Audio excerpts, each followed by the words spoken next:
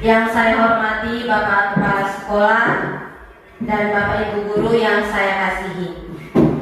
Sebagai insan yang beriman, patutnya kita panjatkan puji dan syukur kepada Tuhan Yang Maha Esa karena atas rahmat dan karunia-Nya kita masih diizinkan untuk kembali berkumpul dan melaksanakan tugas serta kegiatan-kegiatan kita hari ini. Agar kegiatan kita berjalan dengan lancar, mari kita awali dengan doa. Doa akan dibawakan oleh Ibu Silvi. Kepada Ibu Silvi saya silakan. Baik, Bapak Ibu, mari kita mengambil sikap. Kita menghadap Tuhan. Dan doa ini saya bawakan secara agama Katolik. Kita berdoa. Dalam nama Bapa, Bapa dan Putra dan Roh Kudus. Amin. Puji dan syukur kami haturkan kepada ya Bapa, karena begitu besar kasih dan cinta-Mu kepada kami semua, hingga pada saat ini Engkau masih memimpin kami, mengumpulkan kami di tempat ini dalam keadaan baik. Kini kami akan memulai kegiatan kami. Kami mohon utuslah Roh-Mu yang kudus, semua apapun yang kami laksanakan pada saat ini boleh berguna bagi masa depan kami. Nama-Mu selalu kami puji kini dan sepanjang masa. Amin. Dalam nama Bapa, Bapa dan Putra dan Kudus. Secara selanjutnya sapaan dari Bapak Kepala Sekolah. Bapak saya silakan. Selamat siang untuk kita semua. Yang kami hormati Ibu Guru Penggerak Angkatan 7, yang saya hormati Bapak dan Ibu Guru, singkatnya kita semua yang hadir di tempat ini yang saya hargai. Pada tempat yang pertama ini patut kita menyampaikan puji syukur kita kepada Tuhan Yang Maha Kuasa atas segala anugerah dan rahmat-Nya yang boleh kita terima dan kita alami sepanjang hari ini. Pada hari ini kita akan melaksanakan kegiatan yaitu diseminasi penerapan budaya positif di sekolah. Jadi kegiatan ini merupakan kegiatan praktek nyata guru penggerak angkatan 7 yang terjadi di sekolah. Ya, saya minta Bapak Ibu sekalian kita mengikuti kegiatan ini dengan baik, sehingga setelah kegiatan ini kita dibekali dengan ilmu pengetahuan dan keterampilan yang kelak kita dapat kita bawa untuk anak-anak kita pada masa-masa yang akan datang. Jadi terima kasih Ibu Sinta yang sudah meluangkan waktu untuk lembaga pendidikan ini. Saya kira hanya begitu saja. Terima kasih. Saya kembali. Terima kasih kepada Bapak Kepala Sekolah atas sapaannya. Baik Bapak Ibu Guru, untuk mempersingkat waktu, langsung saja saya undang Ibu Sinta sebagai calon penggerak sekaligus pelaksana kegiatan untuk menyapa sekaligus menyampaikan materi untuk hari ini. Kepada Ibu Sinta saya silakan. Selamat siang. Selamat siang. Siang. Belum semangat. Selamat siang. Selamat siang. Yang saya hormati Bapak Kepala Sekolah SDI Nasawewe dan yang saya cintai rekan-rekan guru sekalian, rekan guru SDI Nasawewe. Pada kesempatan yang pertama, patutlah kita mengucapkan puji syukur kita kehadirat Tuhan karena hari ini atas penyelenggaraannya kita boleh berkumpul bersama dan berada di sini untuk kegiatan diseminasi penerapan budaya positif di sekolah. Saya sebagai calon guru penggerak angkatan 7 Kabupaten Ngadekeo, pada kesempatan ini saya akan menyampaikan materi tentang budaya positif di sekolah sebagai wujud aksi nyata dari modul-modul yang sudah saya pelajari selama pendidikan guru penggerak. Pada kesempatan ini saya berterima kasih atas kesediaan Bapak Kepala Sekolah, atas kesediaan Bapak dan Ibu Guru untuk berada bersama di sini, kita belajar dan berbagi bersama. Saya juga meminta kiranya dalam kegiatan ini kita semua berpartisipasi aktif sehingga kegiatan kita itu dapat berjalan dengan lancar. Saya langsung saja memulai kegiatan kita dengan materi tentang budaya positif. Budaya positif. Budaya positif itu suatu pembiasaan yang bernilai positif yang harus kita jalankan baik guru maupun anak-anak sehingga segala kegiatan kita penumbuhan karakter murid itu dapat berjalan dengan baik. Dan tujuan dari budaya positif itu diingatkan oleh Ki Hajar Dewantara bahwa tujuan pendidikan itu menuntun segala kodrat yang ada pada anak-anak sehingga anak-anak itu dapat mencapai keselamatan dan kebahagiaan yang setinggi-tingginya. Ini menurut Bapak Pendidikan kita Ki Hajar Dewantara, sehingga nantinya dia dapat berkontribusi dengan baik sebagai manusia maupun sebagai anggota masyarakat. Nah, tujuan membangun budaya positif di sekolah itu adalah menumbuhkan karakter. Di mana sekarang kita tahu bahwa pendidikan karakter diutamakan, bahwa bukan hanya aspek akademik yang ditonjolkan dalam pendidikan, tetapi pendidikan karakter itu sangat-sangat harus kita laksanakan dalam kehidupan sehari-hari. Karakter yang diharapkan menjadi manusia dan anggota masyarakat untuk mencapai keselamatan dan kebahagiaan.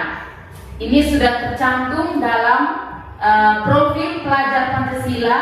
Itu ada 6: mandiri, beriman, berakhlak mulia, kreatif, gotong royong, berkebinekaan global, bernalar kritis. Oke, next. Nah, sebelum kesini, sebelum kita menuju pada materi, saya akan menayangkan sebuah video.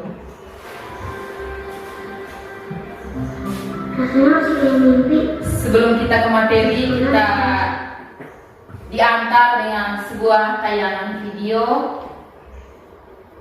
Bagus sekali ini.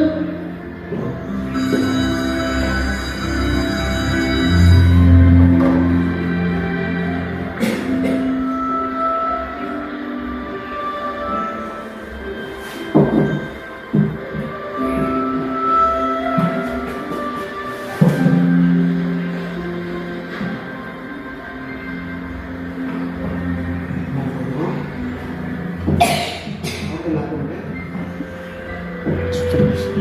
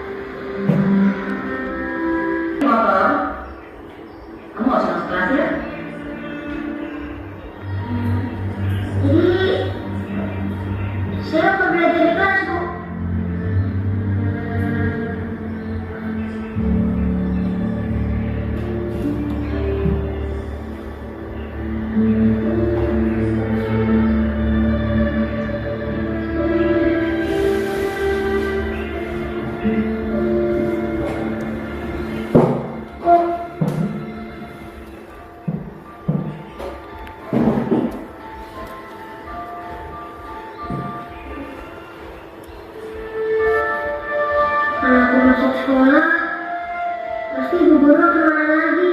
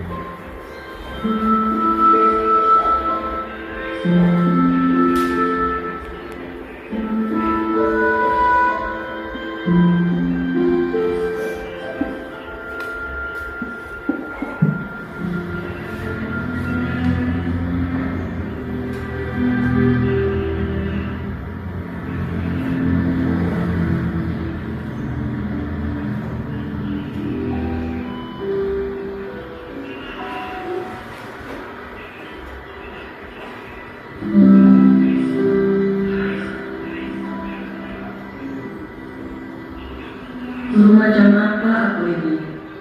Aku sudah mengatakan semangat belajar. Bagaimana kalau gara-gara perkataanku, Amin jadi berhenti sekolah?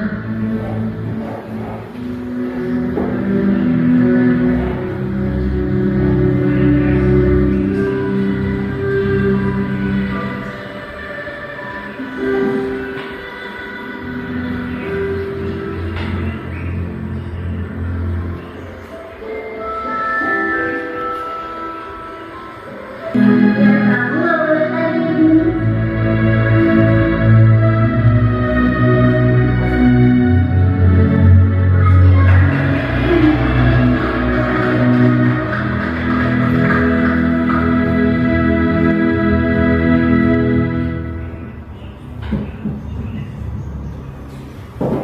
Oke teman-teman, sudah menonton videonya. Saya ingin bertanya, kira-kira apa makna dari video ini untuk kita? Makna dari video yang sudah kita nonton tadi untuk kita sebagai seorang pendidik di sekolah. Bagaimana Ibu Nur? Baik, terima kasih atas kesempatan yang diberikan. Kalau menurut saya dari video yang ditampilkan tadi, satu hal yang saya petik adalah kita sebagai guru ini, jika ada atau jika siswa kita melakukan sesuatu atau ada hal yang membuat siswa kita datang terlambat, pelanggaran-pelanggaran yang terjadi yang tidak sesuai aturan, kita harus mencari tahu dulu alasan di balik itu. Tidak bisa kita langsung menjudge atau menghakimi, karena dengan langsung menjudge dengan dari apa yang kita lihat itu bisa saja menyakiti hati siswa kita atau mematahkan semangat mereka untuk datang ke sekolah atau untuk belajar. Jadi kita harus cari tahu lebih dalam kenapa seperti ini, kenapa seperti itu, digali dulu, baru kita memutuskan apa yang harus kita lakukan selanjutnya. Terima kasih. Ibu Nur, ada yang lain? Terima kasih atas waktu yang diberikan kepada saya. Setelah melihat tayangan video pembelajaran, saya mengambil makna dari video itu bahwa pembelajaran di kelas itu harus kita mulai dengan suasana yang positif, suasana yang menyenangkan. Karena setiap perkataan guru itu selalu didengar oleh anak-anak. Kalau dari video tadi, itu ibu guru dia sudah mengucapkan atau mengatakan kekerasan berupa verbal, kata-kata dalam bentuk kata-kata. Jadi kadang-kadang ini juga kita sebagai guru tidak sadar kita mengeluarkan atau mengucapkan kata-kata yang keras, walaupun itu tidak menyakitkan tubuh mereka, tetapi perasaan dan emosional mereka sangat menyakitkan. Jadi itu dari saya. Sedangkan kalau dikaitkan dengan nilai positif atau nilai budaya positif, bahwa budaya positif itu di sekolah kita harus mulai juga dari diri guru sendiri. Itu dari saya. Terima kasih. Terima kasih Om Guru. Saya pikir dua jawaban ini sudah mewakili teman-teman semua. Jadi dari Ibu Nur mengatakan bahwa ketika anak melakukan pelanggaran-pelanggaran, semestinya kita sebagai seorang guru adalah bertanya dulu. Jangan sampai ada hal yang menyebabkan dia datang terlambat, sehingga kita tidak harus menjudge atau menghakimi dia dengan kata-kata, dengan kekerasan. Dari Om Guru Sarus, saya menyimpulkan bahwa kita sebagai pendidik harus menyediakan suasana positif di sekolah sehingga siswa itu merasa nyaman dalam belajar. Nah, video ini berkaitan dengan materi kita pada hari ini tentang budaya positif.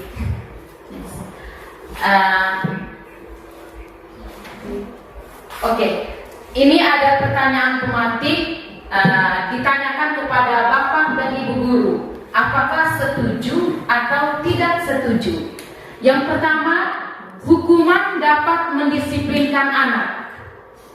Bagaimana Bapak Ibu setuju atau tidak setuju dengan pernyataan ini? Hukuman dapat mendisiplinkan anak. Ini hukuman dapat mendisiplinkan anak. Ya, menurut saya bisa dapat kena dengan hukuman kita bisa mendisiplinkan anak. Kemudian di sisi lain juga hukuman juga bisa mengkerdilkan anak. Bisa karena anak juga kalau kita hukum bisa anak itu tidak datang sekolah. Jadi ada dua jawaban. Dua jawaban. Jadi setuju dan tidak setuju. Menurut Om Guru bahwa hukuman itu dapat mendisiplinkan anak, setuju. Mungkin akan mengurangi pelanggaran yang dilakukan oleh anak. Yang kedua juga mengatakan tidak setuju karena itu dapat mengkerdilkan anak. Karena ketika kita memberi hukuman jangan sampai psikologisnya terganggu sehingga dia tidak datang belajar di sekolah. Yang kedua, pemberian hukuman dengan hal positif seperti membaca atau membersihkan halaman sekolah dapat meningkatkan disiplin anak.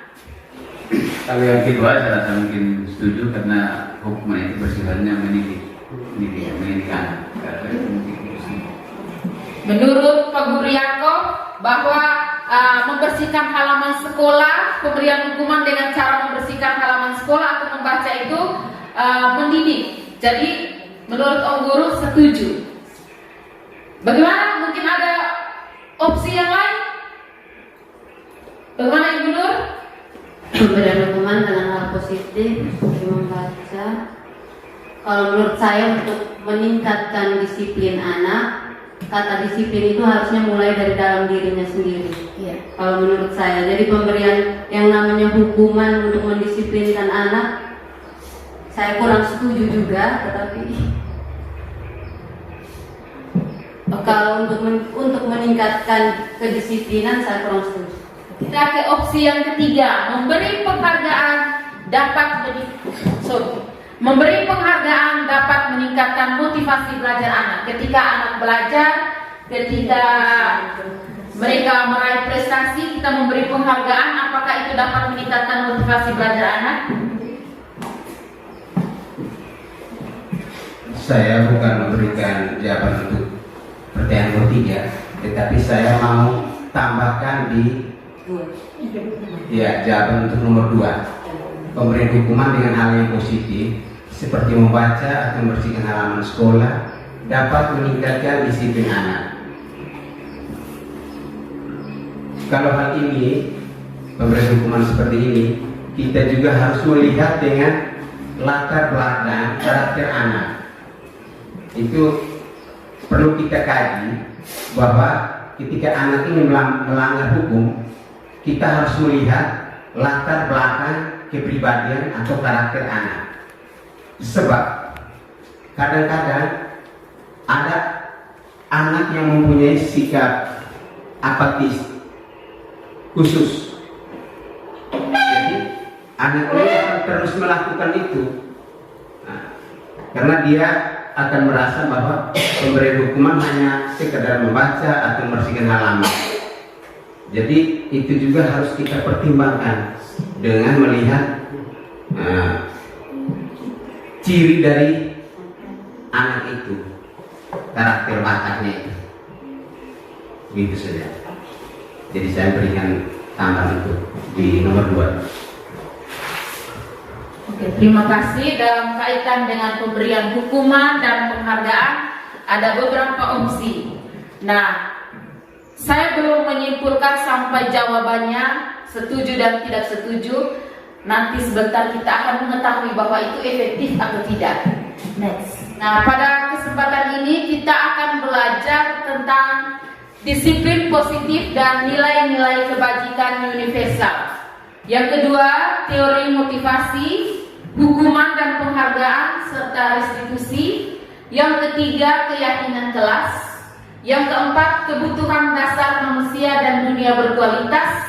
Yang kelima, restitusi 5 posisi kontrol. Dan yang keenam, restitusi segitiga restitusi. Ini hal-hal yang termasuk dalam budaya positif. Next. Oke. Sekarang dimulai dari disiplin positif. Kita ada sebuah kegiatan kepalan tangan. Kalau tidak dilakukan secara berpasangan, bisa juga dilakukan secara individu. Ini kita dan teman kita di samping. Saya minta Mama Maria dan Ibu Selvi mempraktikkan. Sobeklah secari kertas kecil, tuliskan benda atau sesuatu yang sangat berharga untuk Ibu Selvi dan Ibu Maria. Letakkan di salah satu tangan dan genggam benda tersebut dengan segala daya. Buat robek kertas kecil lalu ditaruh di dalam kepala. Lalu sebentar Ibu Selvi akan mencoba membuka kepalan tangan dari Ibu Maria untuk mendapatkan benda berharga tersebut. Begitu pula Ibu Maria juga akan melakukan hal yang sama kepada Ibu Selvi. Kita bisa lakukan bagaimana supaya dia membuka kepalan tangannya itu bisa dengan membujuk, mengancam, menghardik berharga. Misalnya anggaplah dalam kertas itu mungkin ada uang senilai 1 M dan masing-masing ini memiliki kertas tersebut. Misalnya kertas tebal, kertas cek uang ditaruh di dalam genggaman.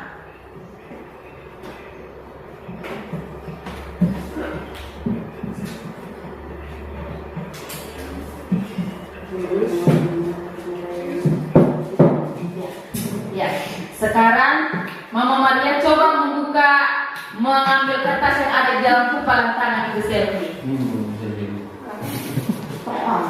Ya. Tidak, Mama Maria coba ambil, tidak coba ambil. Coba buka. Iya, buka. 1 M itu Oke. Sekarang Mama Maria lagi. Ibu Selvi coba buka. Apakah Mama tidak di dalam kepala? Apakah Mama Maria mau memberi atau tidak? Oh, mereka memberi. Oke. Mereka sekali memberi. Next. Nah, dari kegiatan tadi, membuka atau menutup kepalan tangan itu kira-kira siapa yang mengontrol kita? Siapa yang mengontrol kita untuk membuka dan menutup tangan kita? Siapa yang mengontrol kita? Ya?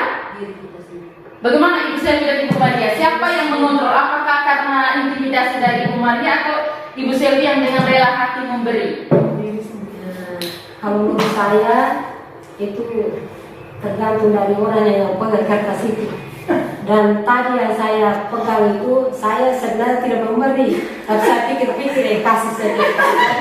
Dari saya, Iya. dari orang yang memegang kertas itu. Oke. Nah, sekarang sebenarnya yang memegang kontrol atas diri kita mau membuka, kita mau menutup kepalan tangan kita adalah diri kita sendiri. Dan sesungguhnya yang mengontrol kita itu adalah diri kita sendiri dan bukan orang lain. Nah, di sini ada perubahan paradigma dari teori kontrol dan teori pilihan.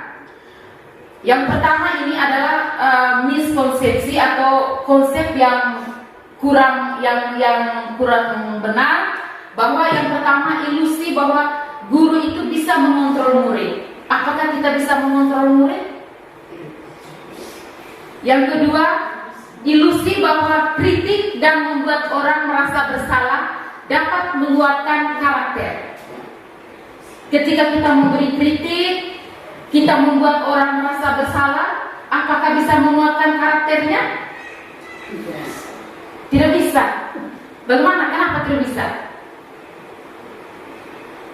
Ini bahwa kritik bukan saja bisa saja menguatkan karakter kalau orang menerima dengan terbuka, tetapi juga akan sebaliknya. Ketika dia tidak menerima kritik, malah dia akan menjadi pembangkang. Dia akan bertolak belakang dengan yang memberi kontrol. Ilusi bahwa semua penguatan positif, efektif, dan bermanfaat. Nah, yang keempat, ilusi bahwa orang dewasa memiliki hak untuk memaksa. Kita sebagai orang dewasa, sebenarnya kita itu tidak mempunyai hak untuk memaksa. Apakah saya ingin bertanya, apakah selama ini paksaan kita baik terhadap keluarga kita, terhadap anak-anak kita di sekolah itu membuat perilaku baik mereka bertahan lama? Tidak. Bagaimana? Suara agak besar. Tidak. Bagaimana itu? Tidak. Oke. Next. Ini perubahan paradigma dari stimulus respon menuju teori kontrol atau teori pilihan. Siapa sesungguhnya yang memiliki kontrol? Nah, ini dari stimulus respon. Kita mencoba mengubah orang agar berpandangan sama dengan kita. Tetapi di dalam teori kontrol dia mengatakan bahwa kita berusaha memahami pandangan orang lain tentang dunia. Kita tidak bisa memaksa seseorang untuk memahami cara berpikir kita. Yang kedua, perilaku buruk dilihat sebagai suatu kesalahan. Tapi menurut teori kontrol dia bilang semua perilaku memiliki tujuan. Misalnya seorang anak yang nakal selalu usir dengan teman-temannya, itu pasti dia memiliki tujuan. Atau kebutuhan dasarnya belum terpenuhi. Nanti itu sebentar di materi yang berikut kita belajar. Yang berikut, orang lain bisa mengontrol saya, tapi teori kontrol dia bilang hanya kita sendiri yang bisa mengontrol kita punya diri. Pemaksaan ada pada saat bujukan gagal. Nah, ketika ada suatu permasalahan, kita membujuk, kita merayu, gagal lalu kita memaksa. Tetapi pada teori kontrol kita bekerja sama, menciptakan kesepakatan, konsensus, menciptakan pilihan-pilihan yang baru atau ada alternatif yang lain. Yang berikut, model berpikir menang atau kalah. Itu dari teori stimulus respon. Dia beralih, kalau di teori kontrol, model berpikir menang dan menang. Apakah makna disiplin? Selama ini kira-kira Bapak Ibu punya pemahaman tentang disiplin itu seperti apa? Bagaimana Ibu Nur? Pemahaman tentang kata disiplin. Disiplin itu melakukan sesuatu sesuai dengan aturan. Disiplin itu menurut Ibu Nur melakukan sesuatu sesuai dengan aturan. Nah, di sini Disiplin berasal dari bahasa Latin disciplina yang artinya belajar. Disiplin itu artinya belajar. Disiplin diri membuat orang menggali potensinya menuju sebuah tujuan apa yang dia hargai.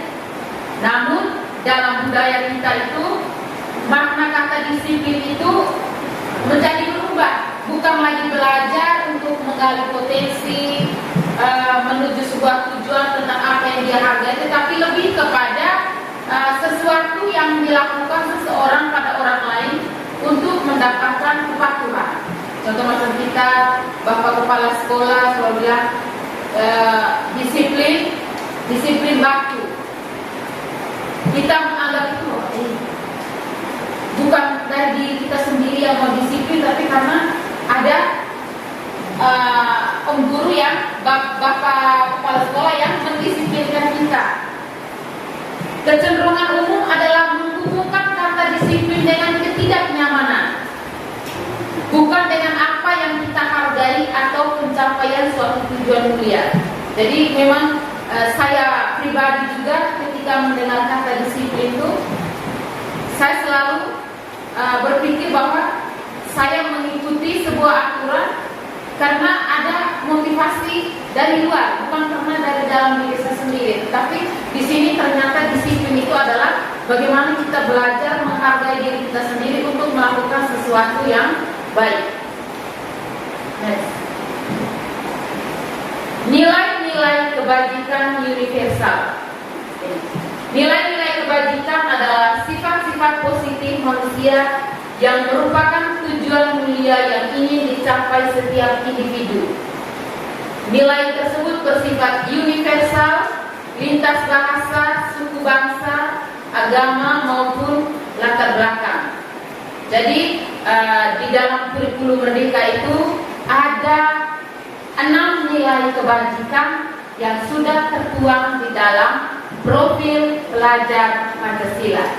Kita sudah tahu bersama bahwa profil pelajar Pancasila itu ada 6 dimensi: beriman, bertakwa kepada Tuhan Yang Maha Esa dan berakal mulia, mandiri, bernalar kritis, berkebinekaan global. Itu merupakan karena takut pada aturan atau karena memang dari dalam diri bahwa saya mau datang ke Bapak. Terima kasih atas waktu yang diberikan. Itu saya datang tepat waktu karena memang datang dari dalam diri saya bahwa hari ini saya harus datang lebih dahulu dari teman-teman yang lain. Begitu. Itu saja, terima kasih. Pertama, bahwa setiap perilaku kita, misalkan Ibu Selvi datang karena niat dari dalam untuk lebih dahulu daripada teman-teman. Nah, saya ingin bertanya lagi, Ibu Nur, apakah dalam pekerjaan sehari-hari Ibu Nur di sekolah, Ibu Nur melakukan hal yang baik? Apakah ingin mendapatkan penghargaan dari Bapak Kepala Sekolah atau mendapatkan pujian dari teman-teman, atau karena memang niatnya untuk mau berbuat yang baik? Kalau saya, memang saya melakukan segala sesuatu memang dari dalam diri saya yang memerintahkan. Jadi pandangan orang lain itu terserah mereka. Kalau saya, Ibu Nur, apa yang dia lakukan, misalnya dia datang sekolah tepat waktu, melakukan hal-hal yang sesuai dengan aturan, itu bukan karena ingin mendapatkan penghargaan dari Bapak Kepala Sekolah, mendapatkan pujian dari teman-teman, tetapi karena kemauan dari dalam diri. Nah, sebenarnya perilaku kita manusia itu tuh ada 3 teori motivasi perilaku manusia. Yang pertama, untuk menghindari ketidaknyamanan atau hukuman. Saya datang sekolah tepat waktu, hanya saya ingin menghindar kalau saya ingin menghindari Bapak Kepala Sekolah itu jangan marah saya. Itu tujuan saya datang tepat waktu. Yang kedua, untuk mendapatkan imbalan dari orang lain atau institusi. Misalnya saya rajin datang sekolah, saya buat sesuai semua administrasi yang sudah diarahkan oleh kepala sekolah. Saya ingin mendapatkan penghargaan. Imbalan itu tidak hanya berupa uang, tapi berupa penghargaan. Kata-kata positif dari Bapak Kepala Sekolah. Misalnya, lihat Ibu Nur itu administrasinya sudah lengkap. Nah, jadi seperti itu. Apakah selama ini kita melakukan itu hanya untuk mendapatkan penghargaan dari orang lain atau imbalan? Dan yang ketiga, untuk menghargai diri sendiri.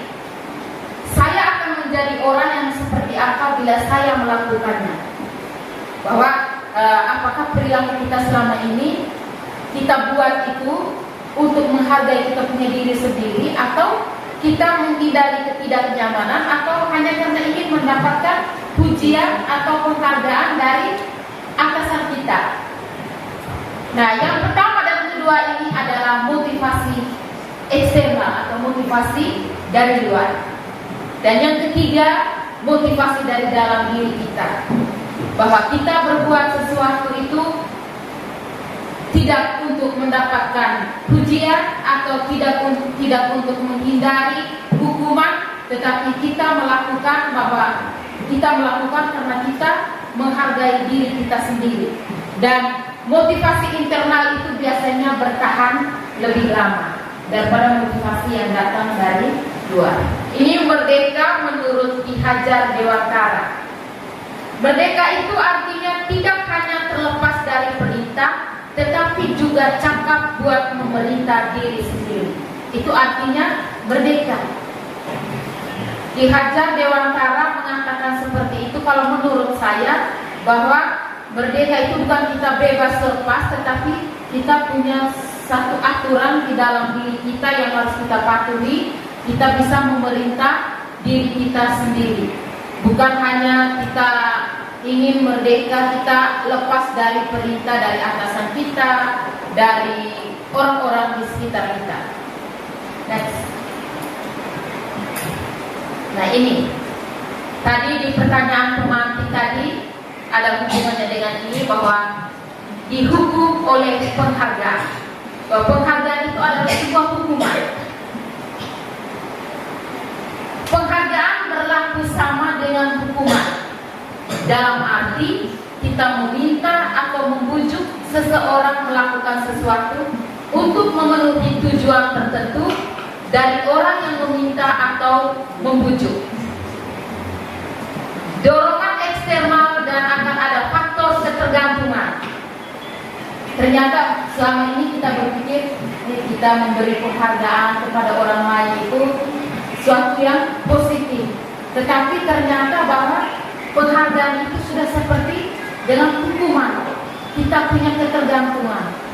Contohnya, saya berbuat baik hanya karena ingin dipuji oleh Bapak Kepala Sekolah. Tetapi ketika Bapak Kepala Sekolah tidak puji saya, ketika saya sudah lama sekali saya tidak mendengar pujian, padahal saya terus berbuat baik, saya terus menaati aturan, tetapi saya tidak mendengar kata-kata pujian. Dengan sendiri motivasi saya menurun. Yang pertama ini dampak dari penghargaan. Itu pengaruh jangka pendek dan jangka panjang. Bahwa penghargaan itu hanya membuat orang bertahan dalam jangka pendek, tidak membuatnya bertahan lama untuk melakukan suatu perilaku baik. Yang kedua, penghargaan menghukum. Contoh seperti kita mengharapkan anak-anak kita itu, kau harus semester ini harus predikat ini yang pertama, atau predikat amat baik, peringkat pertama. Kalau kau peringkat pertama, saya akan beri kau hadiah. Nah, anak ini dengan sendirinya dia merasa ditekan, dan ketika dia tidak mendapat predikat satu, dia akan mengalami tekanan psikologis. Yang pertama, dia tidak mendapatkan hadiah. Yang kedua, mungkin secara psikologis dia merasa terganggu. Saya ini merasa sakit di sekolah ini hanya karena ada tuntutan bahwa saya harus meraih peringkat satu. Anak menjadi tidak bebas. Yang ketiga, penghargaan mengurangi ketepatan dalam melakukan suatu pekerjaan. Contohnya, siapa yang lebih cepat selesai dia akan ibu beri hadiah. Otomatis anak-anak pasti akan berlomba-lomba. Nah, di dalam perlombaan itu hasil yang kita peroleh, mungkin hasil yang kita peroleh akan tidak sesuai dengan ekspektasi kita, karena mereka hanya ingin mendapatkan penghargaan. Siapa yang lebih cepat dia mendapatkan bintang misalnya. Siapa yang lebih cepat ibu kasih permen. Nah, mengurangi ketepatan, dia kerja sudah kurang benar hanya karena ini mau cepat-cepat. Yang keempat, penghargaan tidak efektif. Penghargaan tidak efektif dalam arti bahwa ketika kita mendorong orang untuk membuat orang untuk berperilaku baik, itu tidak efektif karena itu bukan dorongan dari dalam dirinya, tetapi dia hanya bergantung karena dorongan dari luar. Yang keempat, penghargaan merusak hubungan. Contohnya seperti ini. Di dalam rapat, Bapak Kepala Sekolah memuji salah satu guru. Hanya ibu ini yang melakukan kegiatan ini dengan ini selama semester ini. Otomatis teman-teman yang lain bilang, kami selama ini kami buat, tapi kan punya nama tidak disebut oleh Bapak Kepala Sekolah. Nah, itu mungkin di antara kita tuh akan timbul suatu rasa yang tidak enak. Kalau ada kegiatan lagi, sudah, dia kerja sendiri. Kami yang tidak disebut nama, kami tidak mau kerja. Nah, itu penghargaan merusak hubungan. Next. Penghargaan menurunkan kualitas. Sama seperti tadi, penghargaan mengurangi ketepatan bahwa kualitas yang mereka hasilkan mungkin akan tidak terlalu bagus karena mereka berbuat hanya ingin memperoleh penghargaan. Penghargaan mematikan kreativitas. Penghargaan mengurangi motivasi intrinsik. Jadi ketika kita hanya membuat orang melakukan sesuatu hanya untuk mendapatkan penghargaan, sebenarnya kita sedang membuat orang itu kehilangan motivasi internal dari dalam dirinya. Next. Nah, bagaimana caranya kita memberi penghargaan? Misalnya di sekolah, di kelas, siapa yang hari ini antri dengan baik, dapat nilai 10, dia dapat bintang. Tapi teman lain yang tidak dapat bintang, bagaimana perasaan mereka? Nah, bagaimana? Ini adalah cara-cara kita untuk memberikan apresiasi kepada mereka. Dalam memberikan apresiasi atau pengakuan perlu diingat beberapa hal.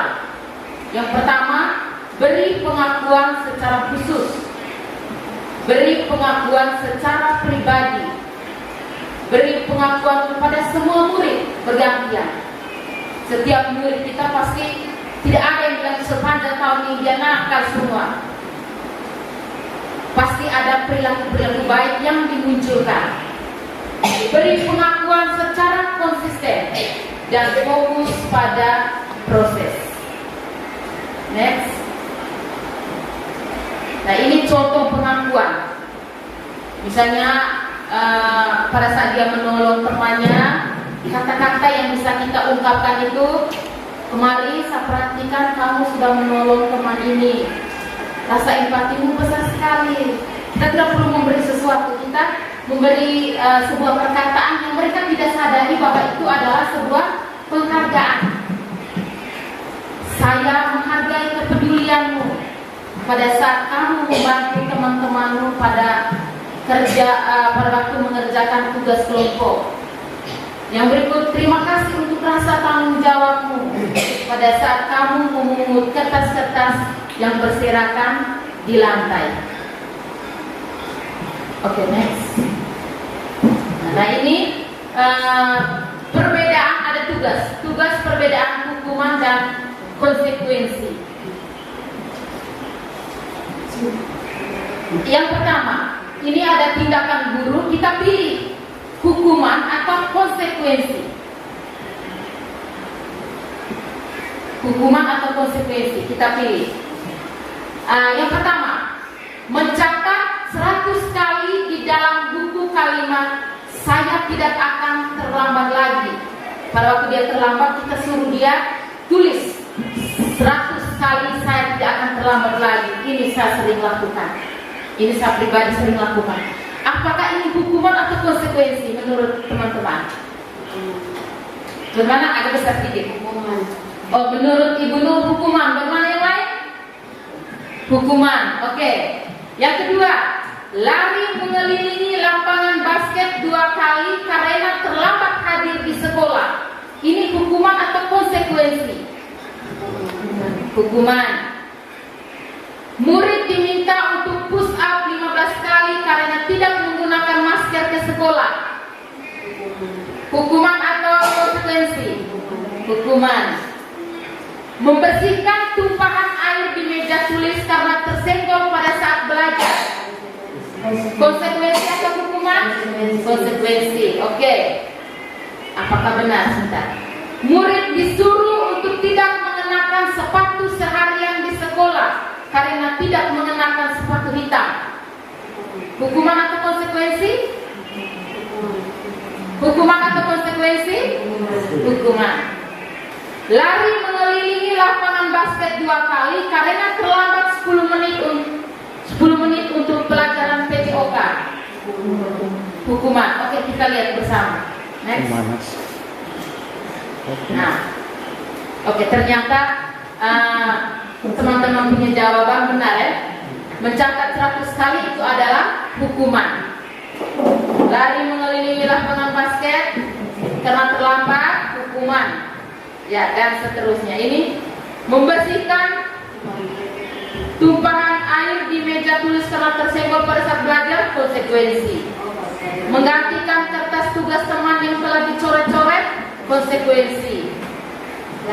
Lari mengelilingi lapangan basket 2 kali, konsekuensi. Ternyata jawaban tadi benar.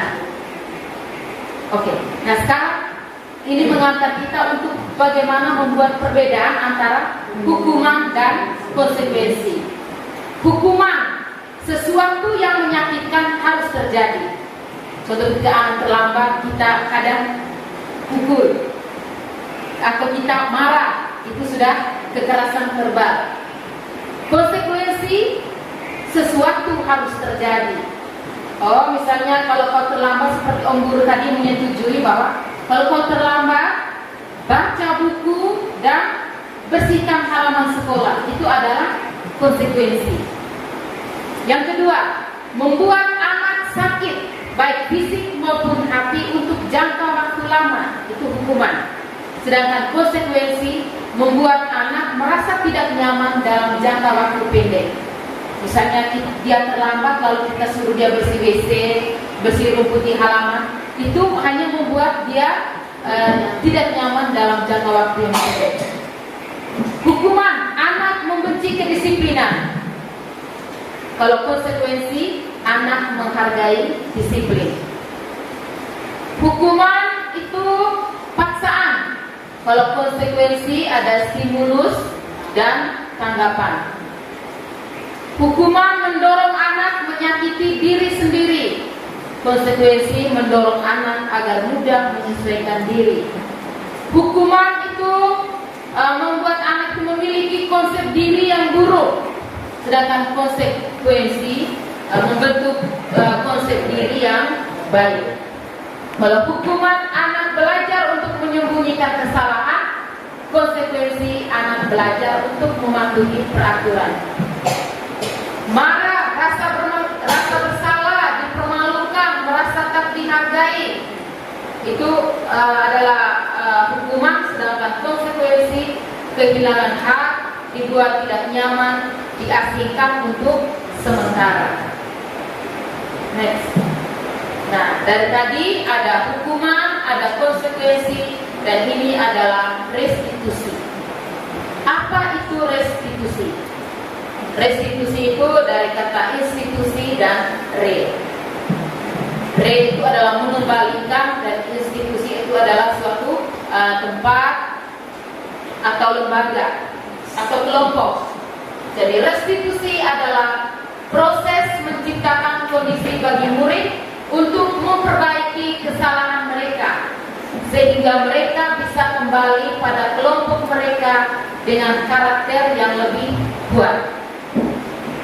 Restitusi juga merupakan proses kolaboratif yang mengajarkan murid untuk mencari solusi.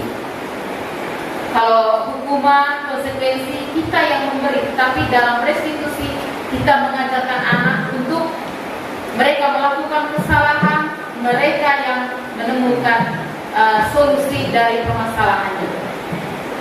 Membantu murid berpikir tentang orang seperti apa yang mereka ingin menjadi dan bagaimana mereka harus memperlakukan orang lain. Next. Nah, ini ada identitas gagal dan identitas sukses. Hukuman ini tadi kita sudah baca, ada hukuman, ada konsekuensi, dan yang terakhir itu adalah restitusi. Ini adalah yang ini adalah hal yang negatif, yang ini netral, yang ini adalah positif. Bahwa mungkin pilihan terakhir kita adalah bagaimana kita menerapkan restitusi dalam menyelesaikan segala permasalahan kita di sekolah. Next. 9 ciri-ciri restitusi. Restitusi bukan untuk menebus kesalahan, namun untuk belajar dari kesalahan. Yang kedua, restitusi memperbaiki hubungan. Yang ketiga, tawaran bukan paksaan. Yang keempat, restitusi menuntut untuk melihat ke dalam diri. Yang kelima, restitusi mencari kebutuhan dasar yang mendasari tindakan. 6. Restitusi diri adalah cara yang paling baik. 7. Restitusi fokus pada karakter, bukan tindakan. Restitusi fokus pada solusi, bukan fokus untuk mencari kesalahan, tapi fokus pada solusi. 9. Restitusi mengembalikan murid yang berbuat salah pada kelompoknya, sehingga dia tidak merasa terbebani, tetapi dia kembali kepada kelompoknya dengan catatan bahwa dia akan memperbaiki kesalahannya dari solusi yang dia ciptakan sendiri. Yang 16. Ini yang harus kita buat bersama. Kita mau buat misalnya keyakinan kelas, di kelas kita tuh menjadi kelas yang seperti apa. Next. Mengapa tidak peraturan saja? Mengapa harus keyakinan kelas? Ini adalah pertanyaan refleksi. Kalau yang lalu-lalu mungkin kita di dalam kelas itu ada tulisan tata tertib atau peraturan. Mengapa tidak peraturan saja? Mengapa harus keyakinan kelas? Di dalam kelas kita menuliskan keyakinan kelas. Yang pertama, mengapa kita memiliki peraturan harus menggunakan helm bila mengendarai kendaraan roda 2? Yang kedua, mengapa kita memiliki peraturan 3M? Menggunakan masker, mencuci tangan, dan menjaga jarak 1,5 meter. Mengapa kita memiliki peraturan harus datang tepat waktu pada saat mengikuti pelatihan? Nah, ini kalau pertanyaan nomor 1, mengapa kita harus menggunakan helm? Apakah karena takut ditilang oleh polisi atau karena kita memakai untuk keselamatan diri kita? Bagaimana? Pertama itu takut ditilang oleh polisi. Yang kedua juga menjaga keselamatan untuk diri kita sendiri. Berarti ini ada dorongan, ada faktor eksternal, ada juga faktor internal. Tapi kalau saya pribadi mungkin ketika saya pakai helm, saya lebih memilih tidak takut ditilang, tetapi saya takut mungkin ketika kita jatuh, kita bisa terhindar, meminimalisir dampak dari kecelakaan. Begitu pula dengan pertanyaan 2 dan 3. Nah, untuk mendukung motivasi intrinsik, motivasi dari dalam diri, kita kembali ke nilai-nilai atau keyakinan-keyakinan.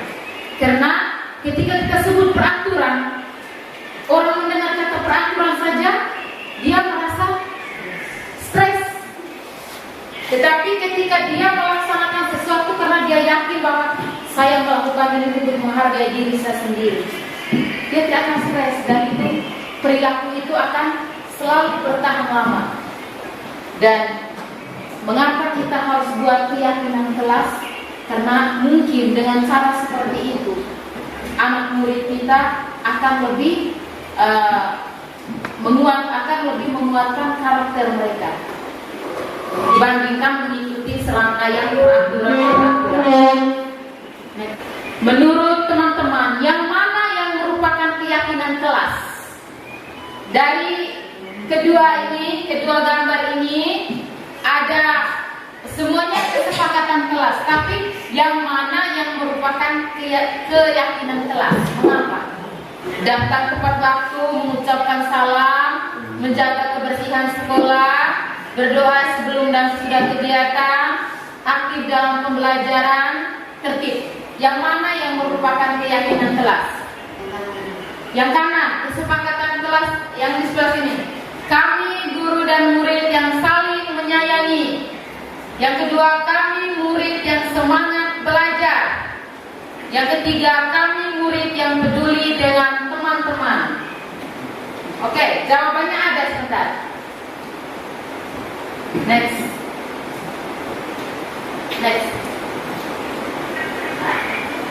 Ini ada kegiatan pendalaman keyakinan kelas. Kalau tentang keyakinan kelas, saya dengan kelas 4, waktu itu saya pernah buat, kamu sepakati apa saja yang harus kita laksanakan dalam kelas. Oh, ada yang bilang datang jangan terlambat. Ada yang bilang tidak boleh mencuri barang teman. Ada yang bilang jangan berkata kasar. Dan saya menyimpulkan semua itu, saya menjelaskan kepada mereka bahwa kita akan membuat keyakinan kelas. Jadi keyakinan kelas itu kita tidak menggunakan kata-kata yang negatif. Misalnya jangan terlambat datang ke sekolah atau jangan mengotori ruangan ini, tetapi kita menggunakan kata-kata yang positif. Dan di dalam keyakinan kelas ini kita menggunakan kata-kata yang abstrak. Misalnya datang tepat waktu, itu kita kaitkan dengan apa? Tanggung jawab atau komitmen. Dan di sini kelas 4 kami merumuskan, walaupun tidak berupa tulisan seperti tadi, tetapi dari semua masukan-masukan dari yang mereka tulis di kertas, disimpulkan ada komitmen. Artinya kalau datang tepat waktu itu berkaitan dengan nilai komitmen. Yang kedua, disiplin. Yang ketiga, tanggung jawab. Yang keempat, jujur. Yang kelima, mandiri. Yang keenam, saling menghargai. Yang ketujuh, saling menghormati. Dan ini hormat. Oke, itu keyakinan kelas yang sudah dibuat di kelas 4. Nah, ini kegiatan pendalaman keyakinan kelas. Ada tabel tampak seperti dan tidak tampak seperti. Contoh, kalau kita membuat keyakinan kelas, ini berkaitan dengan keyakinan kelas hormat. Datang tepat waktu. Tidak tampak seperti sering hadir terlambat. Misalnya kita membuat keyakinan kelas itu, kita menulis datang tepat waktu, bukan jangan terlambat datang sekolah. Seperti ini. Tidak tampak seperti menyapa teman dan guru setiap hari, itu tampak seperti. Yang tidak tampak seperti atau yang tidak boleh kita tulis itu tak acuh kepada teman dan guru. Artinya di sini kita menggunakan kata-kata yang positif. Next. Nah, ini ada peraturan dan di sebelahnya ada keyakinan kelas. Kita diminta untuk merumuskan. Selalu kembalikan buku ke tempatnya. Nilai kebajikan apa? Misalnya tadi ada tanggung jawab, ada komitmen, ada jujur, ada berani. Kira-kira kita selalu kembalikan buku ke tempatnya. Kita mau pilih nilai kebajikan yang mana? Yang mana teman-teman? Butir yang pertama, tanggung jawab. Oke. Yang kedua, dilarang mengganggu orang lain. Kalau kita kaitkan dengan nilai kebajikan, dilarang mengganggu orang lain, saling menghargai. Oke. Hadir di sekolah 15 menit sebelum pelajaran dimulai. Disiplin. Dilarang melakukan kekerasan. Kira-kira kita pilih nilai kebajikan apa? Dilarang melakukan kekerasan. Tidak terpaku pada yang itu, mungkin kita bisa mencari nilai kebajikan yang lain. Selalu bersahabat. Dilarang menggunakan narkoba. Ini bisa juga keselamatan, ada kaitan dengan keselamatan, ada kaitan dengan kesehatan. Pergantian atau menunggu giliran. Ini kita masuk dalam nilai kebajikan apa? Mengantri. Ya? Mengantri. Antri, nilai kebajikan, contoh tanggung jawab, disiplin, komitmen, boleh, bisa. Gunakan masker. Nilai kebajikan apa yang bisa kita buat pada butir yang itu? Kesehatan. Kesehatan. Jangan berlari di kelas atau koridor. Keselamatan. Oke, next kita buktikan. Nah, di sini jawaban yang kita sudah hasilkan itu mirip-mirip. Selalu kembalikan buku ke tempatnya. Misalnya di dalam kelas kita membuat peraturan seperti itu. Berarti keyakinan bunyi keyakinan kelasnya tanggung jawab. Dilarang mengganggu orang lain. Keyakinan kelasnya menghormati orang lain. Dilarang hadir di sekolah 15 menit sebelum pembelajaran dimulai. Menghormati orang lain.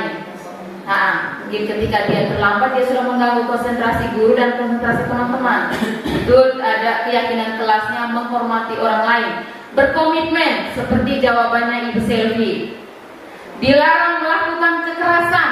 Itu berkaitan dengan nilai kebajikan, keselamatan dan menghormati orang lain.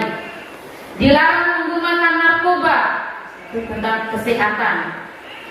Pergantian atau menunggu giliran.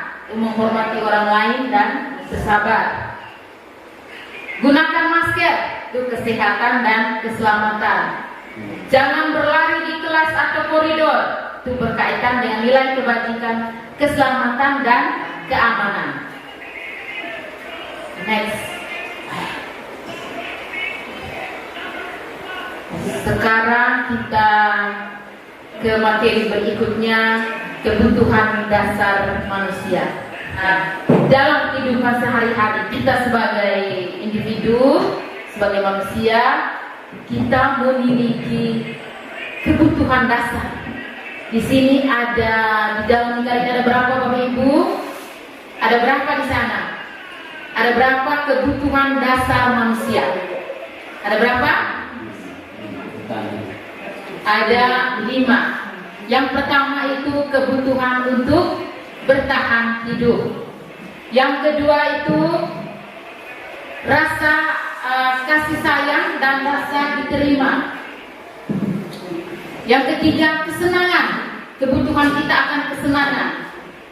Yang keempat kebutuhan kita akan kebebasan. Yang kelima kebutuhan kita akan penguasaan.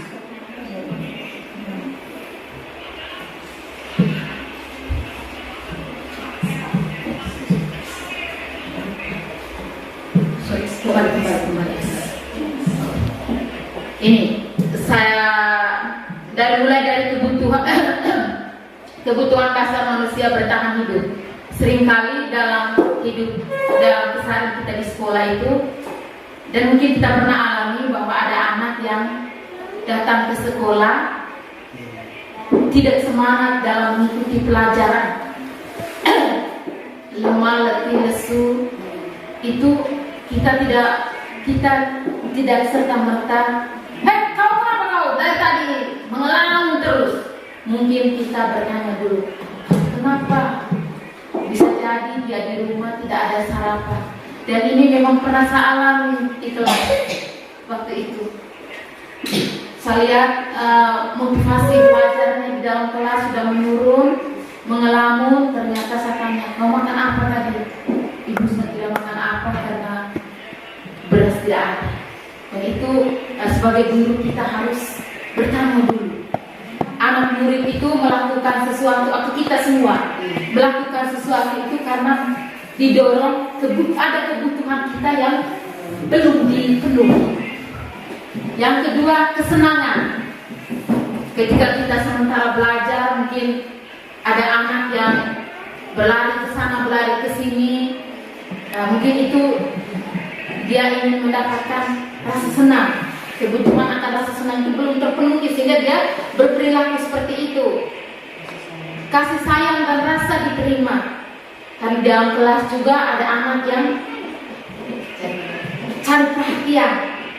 Setelah diselidiki ternyata anak ini jauh dari orang tua atau orang tuanya broken, orang tuanya pisah, sehingga di dalam kelas itu tuh perilakunya itu tuh kadang cari perhatian. Jadi mungkin kita bertanya dulu, kita lihat dulu kondisi latar belakang seperti Om Guru saya tadi, bahwa kita harus mengetahui karakteristik anak terlebih dahulu. Penguasaan. Kalau di dalam kelas kita temukan ada anak yang sering mengganggu teman lain, atau dia menyiksa teman-temannya untuk patuh dengan dia, mungkin itu adalah kebutuhan akan penguasaan. Yang ketiga, yang terakhir itu kebebasan. Next. Jadi setiap perilaku manusia itu tuh ternyata didorong oleh kebutuhan dasarnya yang belum dipenuhi. Yang berikut ada posisi kontrol. Posisi kontrol dalam memanage masalah yang kita hadapi, bukan hanya kita dengan anak-anak kita, atau mungkin kita dengan sesama teman guru, atau mungkin dari kita dengan pimpinan. Ini penghukum. Ada 5 posisi kontrol.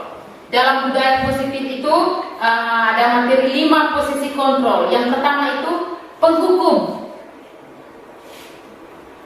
Posisi kontrol sebagai penghukum itu ketika anak melakukan kesalahan, kita menghadik, menunjuk-nunjuk, menyakiti, menyindir. Kalau pembuat orang merasa bersalah, itu biasanya perkataan kita ya dari guru yang keluar seperti ini. Ibu tuh kecewa sekali dengan kamu.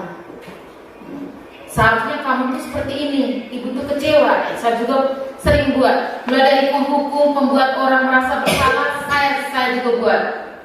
Teman membuatkan alasan-alasan untuk muridnya. Kamu kalau tidak buat begini nanti saya dimarah oleh kepala sekolah. Ayo kamu lakukan demi ibu. Kalau kamu tidak patuh dengan ibu, kamu tidak buat baik, pasti ibu juga dimarahi oleh kepala sekolah. Itu posisi kontrol teman. Posisi kontrol pemantau, menghitung dan mengukur. Kau sudah terlambat 3 kali dalam seminggu, kau harus mendapatkan sanksi ini. Manajer mengajukan pertanyaan-pertanyaan. Ini contoh. Guru berkata, ini perkataan guru. Kalau sebagai penghukum, kalau kamu tidak melakukannya, awas ya, rasakan. Kita mengancam. Kalau pembuat orang merasa bersalah, itu perkataan yang keluar biasanya, kamu seharusnya sudah tahu. Ibu lelah sekali mengatakannya, ibu stres. Nah itu ketika kita mengatakan seperti itu, anak malah akan lebih, ini ibu bisa atur dia. Teman, ayolah lakukan demi ibu. Masa kamu tidak mau? Ingat tidak kamu ibu pernah bantu, misalnya ibu pinjam pulpen ke kamu waktu ibu waktu kamu tidak ada berproyek. Kalau sebagai pemantau, apa peraturannya? Oh, peraturannya kalau kami terlambat, kami harus membayar denda 1 hari 5.000 misalnya. Kalau manajer, apa yang kita yakini, apa yang bisa kau kerjakan untuk memperbaiki masalah ini? Ini posisi kontrol sebagai manajer. Dan ini adalah hasil. Kalau penghukum, hasil dari kita menghukum, itu anak akan memberontak, menyalahkan orang lain, bahkan dia berbohong, membuat orang merasa bersalah, menyembunyikan kesalahan, menyangkal, berbohong. Sebagai teman akan timbul ketergantungan dari anak. Sebagai pemantau, dia akan merasa dirinya itu tuh diawasi. Yang kelima, manajer, menguatkan pribadinya. Saya ingin bertanya, teman-teman, setelah kita mendengar tentang posisi kontrol, 5 posisi kontrol, kira-kira posisi kontrol manakah yang terbaik, yang bisa mempertahankan motivasi intrinsik baik dalam diri kita maupun dalam diri siswa kita? Kira-kira apa, guru? Kelima posisi kontrol, misalnya dari posisi kontrol sebagai penghukum, pembuat merasa bersalah, sebagai pemantau, teman, manajer, kira-kira yang mana yang seharusnya yang terbaik yang harus kita lakukan dalam tugas kita? Ya, ini kalau dilihat dari 5 posisi kontrol ini, sepertinya dalam pelaksanaan atau dalam kegiatan PPM di kelas, 5 posisi kontrol ini saya sendiri, saya mengaku bahwa saya pernah melakukan semuanya, tetapi saya itu selalu melihat kembali pada hak-hak anak atau hak-hak individu. Karena ketika kita selalu merefleksi diri kita sendiri, kita akan melihat itu pada diri anak. Apakah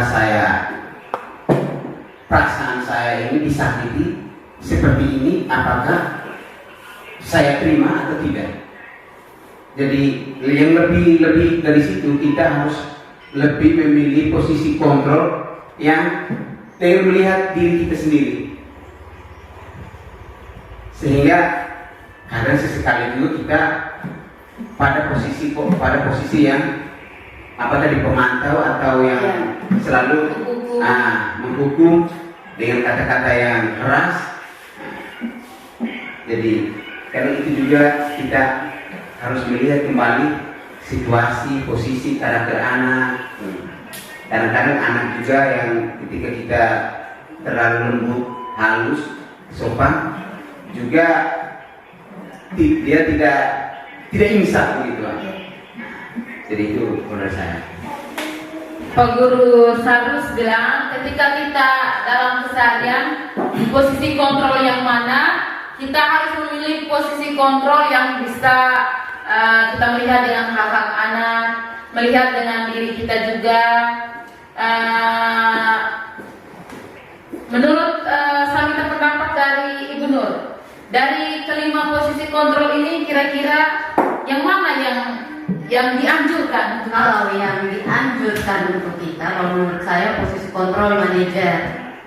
Walaupun berat untuk melakukan itu, tetapi memang kalau yang dianjurkan posisi kontrol manajer. Menurut Ibu Nur bahwa posisi kontrol yang sebaiknya kita lakukan adalah posisi kontrol sebagai seorang manajer, di mana kita membuat siswa itu tidak merasa dihukum dan dia mencari solusi atas permasalahannya sendiri. Memang kita semua pernah di dalam 5 posisi kontrol ini, tidak bisa kita menyangka bahwa kita tidak pernah melakukan.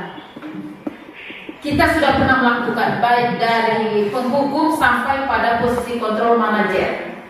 Kita semua sudah pernah melakukan.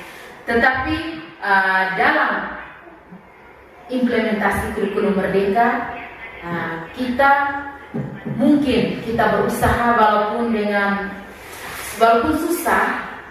susah mungkin sebagian besar cara kita mengontrol, mungkin kita harus lebih memilih posisi kontrol diri manajer. Saya contohkan, memang selama ini saya ada di kelas 4, saya belajar tentang ilmu, tentang budaya positif. Masih sedikit sekali yang saya lakukan, dan selama ini saya rasakan bahwa ketika saya menghukum mereka, mereka tidak jerah, dan mereka tidak punya kesadaran apa-apa untuk memperbaiki kesalahannya. Suatu ketika anak kelas 4, ada salah satu siswa tidak bawa tas, tidak bawa buku, tidak bawa pensil, mau mulai pelajaran. Saya hanya bertanya seperti ini, apa yang akan kamu lakukan ketika kamu tidak punya buku, tidak punya bolpen, sedangkan kita akan memulai pembelajaran? Ibu Sani, pokoknya alasan banyak sekali. Saya tidak marah. Saya bilang, apa yang harus kamu lakukan supaya kita bisa belajar? Supaya kau bisa belajar, mereka teman-teman lain menulis, kau bisa menulis. Apa yang harus kau lakukan? Dia pikir-pikir, ibu, saya pergi ambil tas di rumah. Pergi sudah. Akhirnya dia datang ke sini, dia bilang ke saya, entah ini insaf atau betul atau tidak, dia bilang, ibu, minta maaf ya. Lain kali bawa memang tas dari rumah, saya tidak lupa lagi. Dan ini saya merasa ketika saya menghukum dia akan meninggalkan jejak yang tidak baik. Saya berusaha, walaupun berat, dalam situasi-situasi tertentu pasti akan keluar. Namun sebagai seorang guru dengan kita terpaut usia yang sangat jauh dari mereka, alangkah baiknya, bukan memaksa, tetapi dari sebagian besar perilaku kita sebagai seorang guru dalam mengontrol mereka, mungkin lebih banyak menempatkan diri sebagai sosok seorang manajer. Ini bukan paksaan, ini hanya tawaran. Tugas juga. Ada beberapa pernyataan. Saya kecewa sekali dengan kamu. Siapa yang mengatakan? Siapa yang mengatakan ini? Saya kecewa sekali dengan kamu. Ini biasanya dikatakan oleh siapa? Oleh guru. Posisi kontrolnya apa? Sebagai teman, sebagai penghukum, membuat orang merasa bersalah. Kamu tidak pernah benar melakukannya. Kira-kira ini posisi kontrol apakah ini?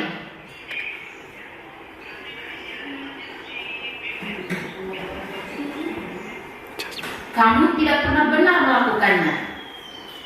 Yang ketiga, ayolah lakukan demi ibu, demi bapak. Sebagai teman. Apakah kamu mau mendapatkan stiker bintang hari ini? Sebagai teman, sebagai pemantau, atau sebagai penghukum? Bagaimana kamu bisa menyelesaikan masalah ini? Ini posisi kontrol apa kira-kira? Manajer. Kamu selalu yang paling terakhir. Penghukum atau membuat orang merasa bersalah. Nah, kita lihat bersama. Next. Nah, ini. Saya kecewa sekali dengan kamu.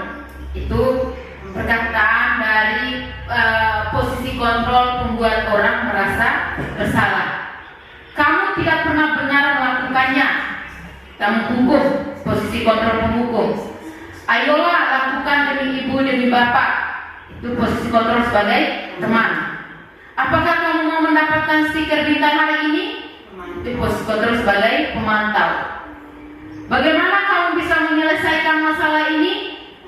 Nah, manajer, di mana dia memberi kesempatan kepada siswa untuk menyelesaikan, mencari solusi atas masalahnya sendiri. Kamu selalu yang paling terakhir. Berhukum. Next. Kita sebagai guru, kita bergerak. Mungkin selama ini kita stay di posisi kontrol sebagai pemantau, sebagai penghukum, kita beralih ke nilai-nilai manajer. Kita mulai memperbaiki sedikit demi sedikit walaupun itu berat. Next, ini adalah segitiga restitusi. Ini segitiga restitusi ini pernah saya praktikan. Saya pernah membuat aksi nyata. Sebentar nanti Bapak Ibu akan menonton tayangan video yang saya buat. Segitiga restitusi ini ada dalam segitiga restitusi ada langkah yang paling pertama adalah menstabilkan identitas. Langkah yang kedua, validasi kebutuhan. Langkah yang ketiga adalah menanyakan keyakinan. Dan ini prosedur yang kita lakukan dalam menerapkan segitiga restitusi atau ketika kita memegang posisi kontrol sebagai seorang manajer.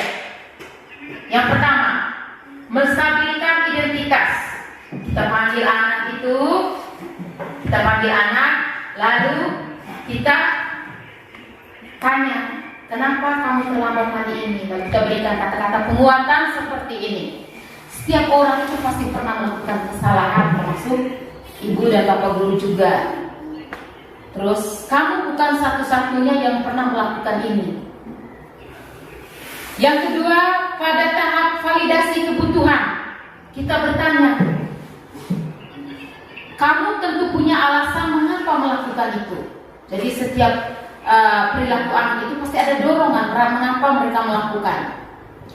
Yang berikut, adakah cara yang lebih efektif untuk mendapatkan apa yang kamu butuhkan? Yang ketiga, menanyakan keyakinan. Itu langkah-langkah atau pertanyaan yang bisa kita buat kepada siswa kita. Nilai-nilai apa yang telah kita sepakati? Atau kamu ingin menjadi orang yang seperti apa? Next.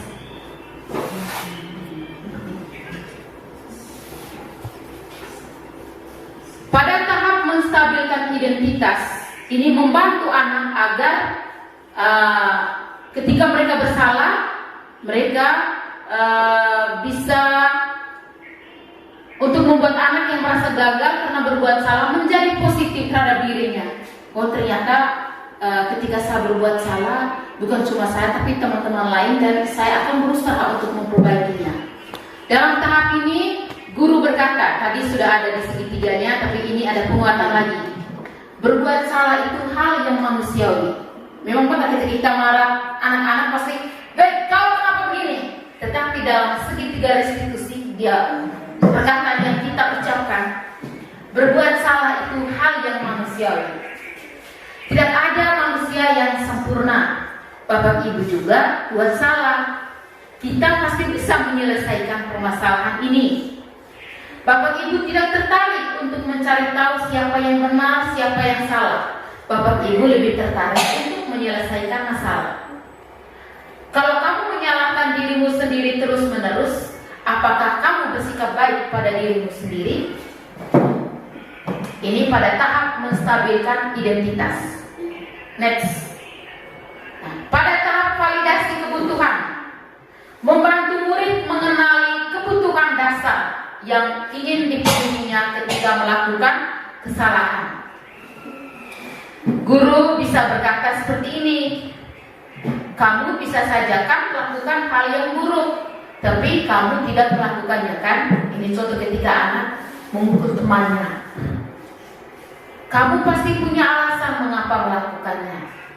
Apa yang penting bagi kamu? Kamu boleh tetap berusaha menjaga sikap itu, tapi tambahkan sikap yang lain, dan seterusnya. Apakah kamu bisa melakukan dengan lebih baik besok lagi? Itu kata-kata yang kita gunakan pada tahap validasi kebutuhan. Next. Yang ketiga, yang terakhir adalah langkah menanyakan keyakinan. Anak melihat kesalahannya dihubungkan dengan norma sosial dan nilai-nilai yang mendasari manusia berinteraksi dengan orang lain. Kita tanya kembali. Kita sudah punya keyakinan kelas. Kita tanya, apa nilai yang kita percaya di kelas atau sekolah kita. Contoh ketika anak terlambat, apa yang keyakinan kelas kita yang mana yang sesuai dengan tindakan pelanggaran KAM hari ini. Oh, ibu komitmen, bapak mereka komitmen untuk datang tepat waktu. Datang tepat waktu. Nah, kita tanyakan dulu seperti itu. Nilai-nilai universal apa yang telah kita sepakati? Kelas yang ideal itu seperti apa sih? Kamu ingin jadi anak seperti apa? Dan seterusnya. Ini langkah yang terakhir. Next. Intervensi 30 detik. Sebelumnya ini ibu guru bisa tayangkan di video. Ini skenario segitiga restitusi yang pernah saya buat dengan kelas 4.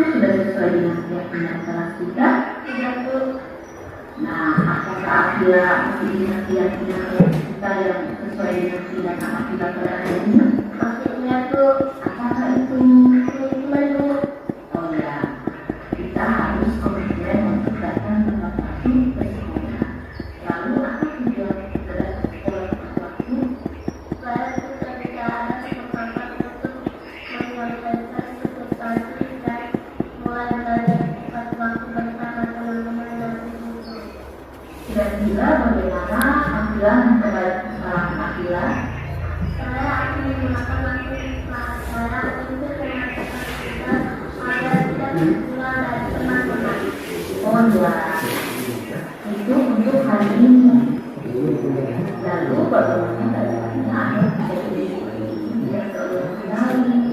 Saya akan menengok saya dan maupun mendengar tengah malam. Dan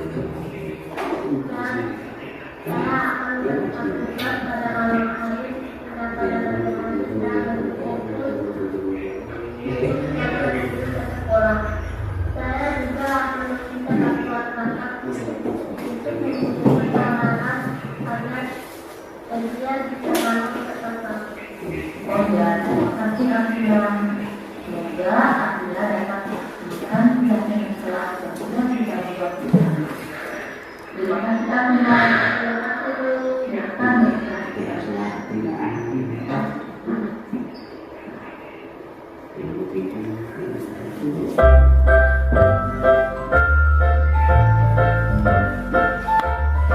Arjun, apakah kamu tahu kenapa kamu ada di sini? Tahu Bu, saya senang berburu dan bermain musika.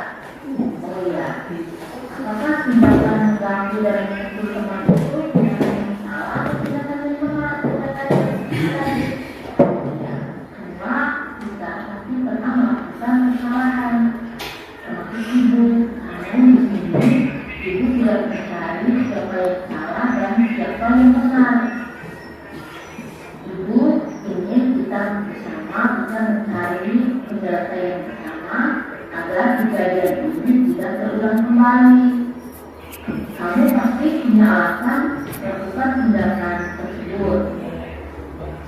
Apakah alasan kamu mengganggu dan memukul juga? Saya senang saja memukul jika mengganggu jika dan saya senang dan kuat bisa melihat jika bermain. Oh ya, ibu tahu kamu ingin bersenang-senang, tetapi kesenangan kamu itu sudah melakukan juga. Apakah tindakan yang sudah dimukul teman itu sudah sesuai dengan keyakinan baru kita? Tidak Bu. Apakah ada mungkin keyakinan sholat kita yang sesuai dengan tindakan Arjun pada hari ini? Masih Bu, Apakah itu? kita harus menghargai dan menghormati baik kepada bapak ibu guru maupun kepada teman. Oh ya, apakah Arjun bisa memperbaiki kesalahan Arjun? Bisa Bu, Dengan cara apakah Arjun memperbaiki kesalahan Arjun? saya akan meminta maaf dan tidak akan mengulangi lagi kesalahan saya. Oh ya, terima kasih untuk niatmu Arjun. Semoga hari ini Arjun bisa menjadi anak yang baik, sopan, dan menghargai teman. Terima kasih Arjun.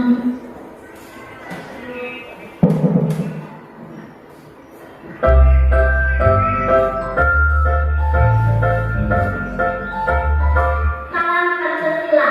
Perkenalkan, nama saya Teresia Abdullah. Lulus kelas 4 SDI Kasarande.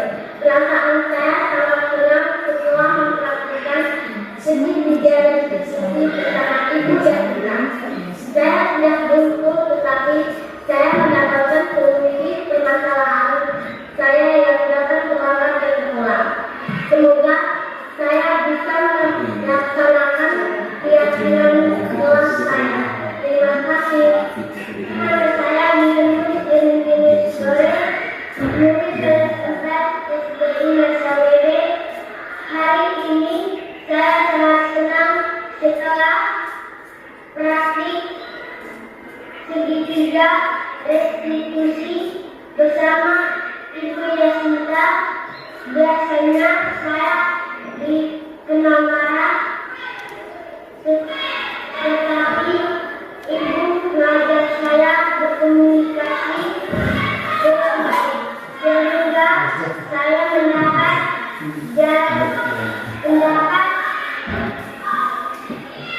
jalan keluar dari masalah yang saya alami. Terima kasih.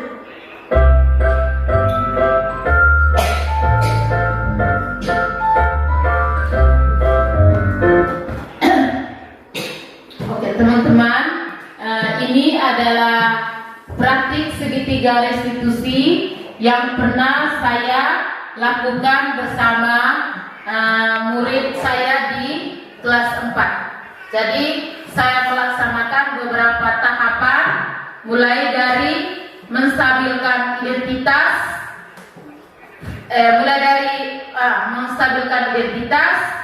validasi tindakan yang salah, dan menanyakan keyakinan.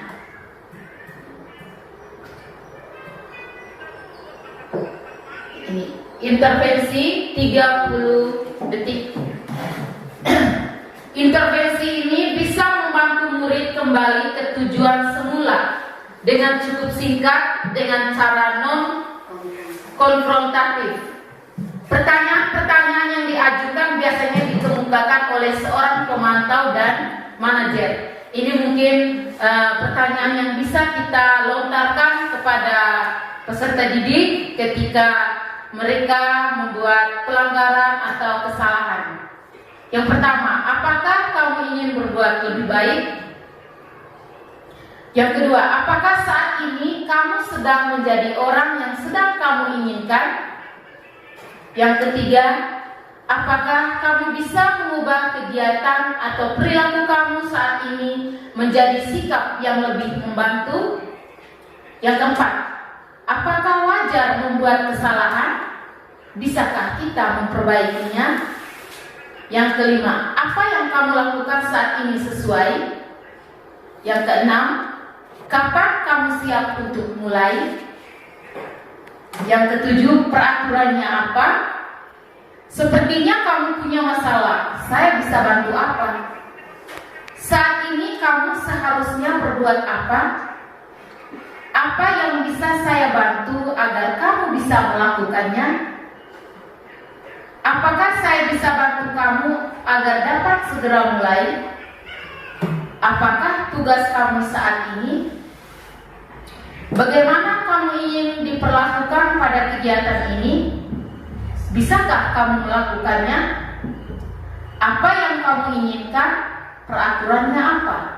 Ini intervensi yang bisa kita berikan kepada peserta didik kita. Next. Refleksi.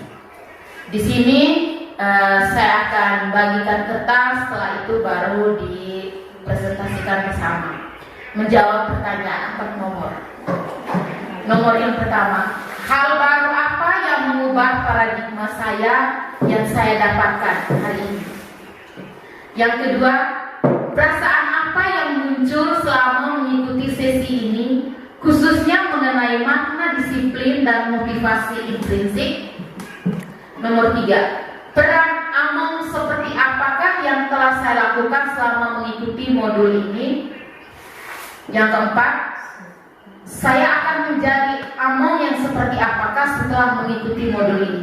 Peran Among itu istilah dari Ki Hajar Dewantara yang kita kenal dengan trilogi pendidikan Ki Hajar Dewantara. Ada Ingarso Sungtulodo, Ing Madya Mamungkaso, Tuturi Handayani, di mana kita pendidikan itu diibaratkan dengan menuntun. Bagaimana menuntun anak kita sesuai dengan kodrat alam dan yang sesuai dengan kodrat. Kalau ini diminta pakai Padlet, pakai internet, tulisan kayak tulisan yang ini di internet, tapi saya akan membagi kertas post-it untuk teman-teman tulis di sini menjawab pertanyaan yang 4 nomor. Ini refleksi.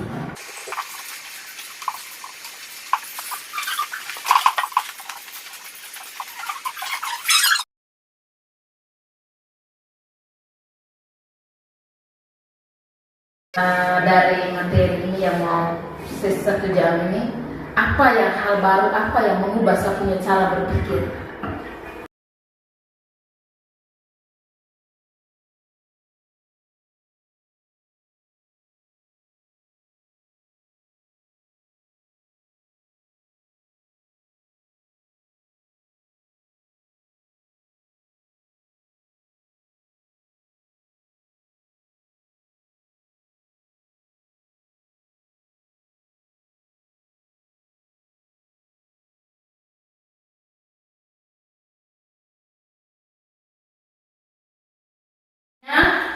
Kalau sudah, mungkin bisa tempel.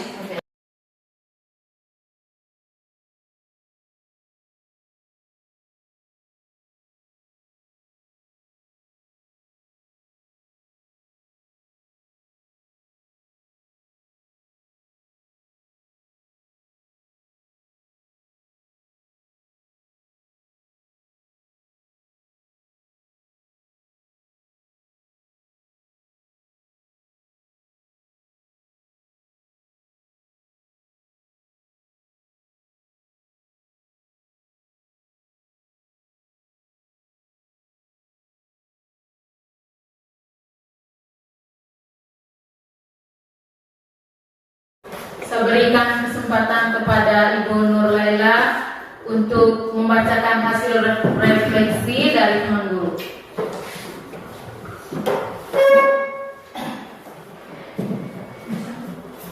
Baik, ini beberapa hasil refleksi kita semua. Yang pertama, hal baru cara penerapan pendidikan Yang pertama, hal baru apa yang mengubah paradigma saya yang saya dapatkan? Ada beberapa jawaban. Yang pertama, hal baru cara penerapan pendidikan, metode pendidikan pada anak. Yang kedua, motivasi. Motivasinya di sini ada perubahan cara menerapkan disiplin di sekolah. Yang ketiga, banyak kekeliruan dalam peran AMOM, seperti kekerasan dalam mendidik anak,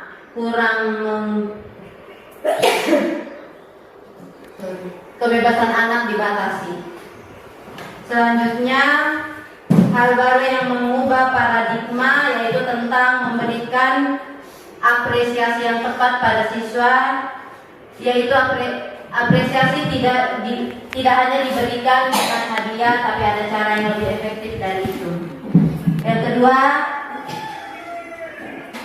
perasaannya, pastinya saya sangat senang mengikuti sesi ini karena saya disadarkan atas banyak hal, terutama tentang menumbuhkan motivasi intrinsik dari dalam diri siswa untuk melakukan hal-hal baik atau budaya positif.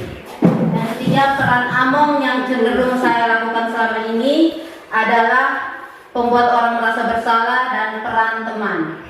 Yang keempat, saya ingin menjadi AMOM yang berperan sebagai manajer, walaupun sulit tetapi memang harus dicoba dan diusahakan. Selanjutnya, membuat angket dan wawancara dengan murid atau siswa kelas 3, terutama kebutuhan belajar mereka. Yang kedua, mencari waktu untuk diskusi bersama Bapak Ibu guru tentang proses belajar mengajar di kelas. Perasaan saya sangat senang karena bisa saling membuka diri sebagai sebuah kesempatan untuk membenahi diri untuk menjadi lebih baik. Selanjutnya, ke yang ketiga, saling berbagi, memberi contoh, memberi teladan sikap, memberi petunjuk, mencari solusi bersama, dan merencanakan bersama. Yang selanjutnya, ada beberapa hal yang berhubungan dengan kegiatan pembelajaran di kelas, seperti bimbingan interaksi dengan siswa. Perasaannya mungkin dengan menerapkan pembelajaran di kelas ada yang sesuai dan ada yang tidak sesuai dengan yang baru. Yang ketiga,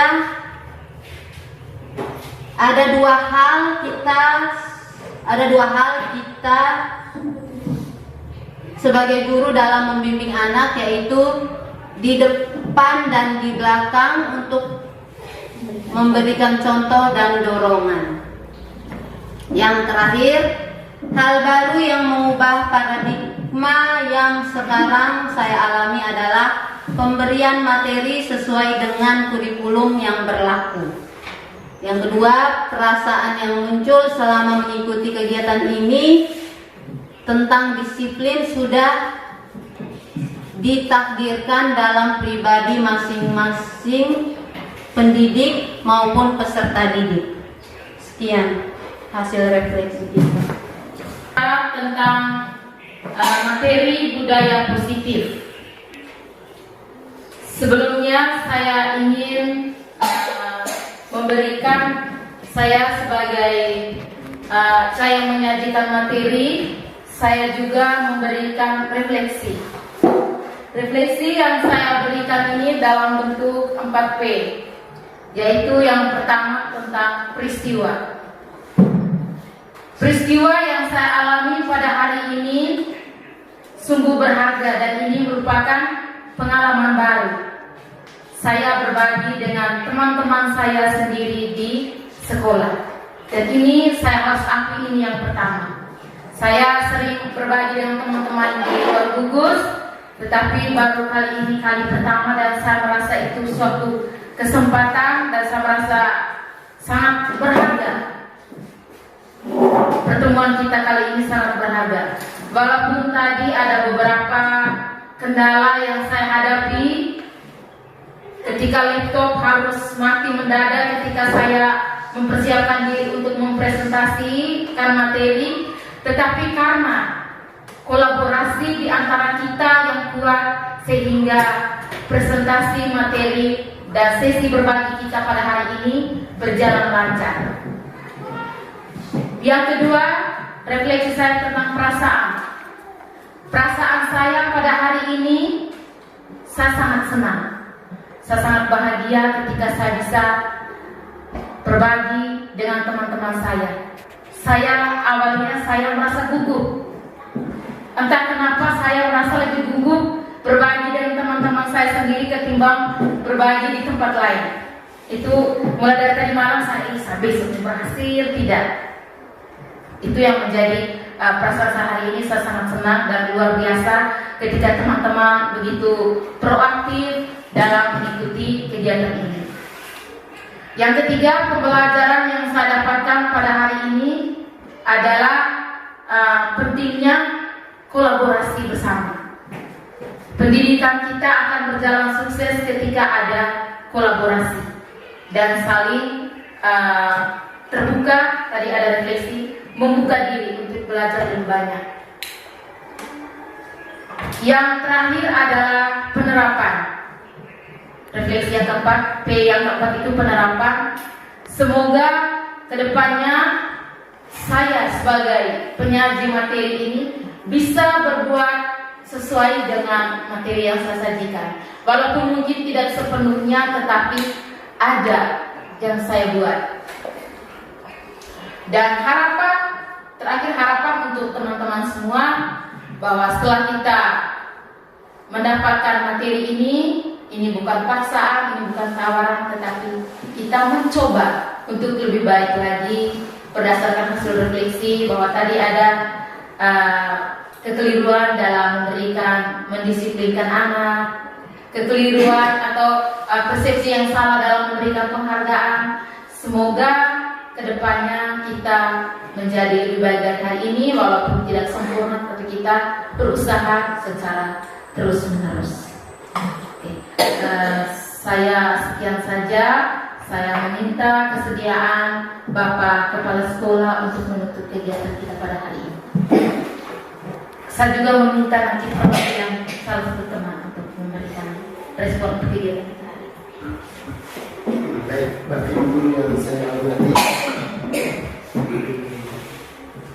kiranya kegiatan hari ini tidak bagi teman-teman yang lain, tapi bagi saya sungguh bermakna karena kita saling membagi.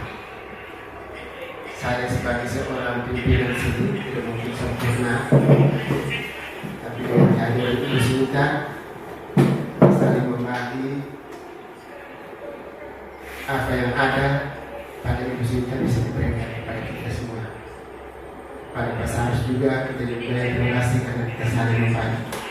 Jadi sekali lagi saya atas nama pribadi menyampaikan banyak terima kasih karena yang pertama atas waktunya hari ini, yang kedua atas kesempatan sehingga kita bisa saling membagi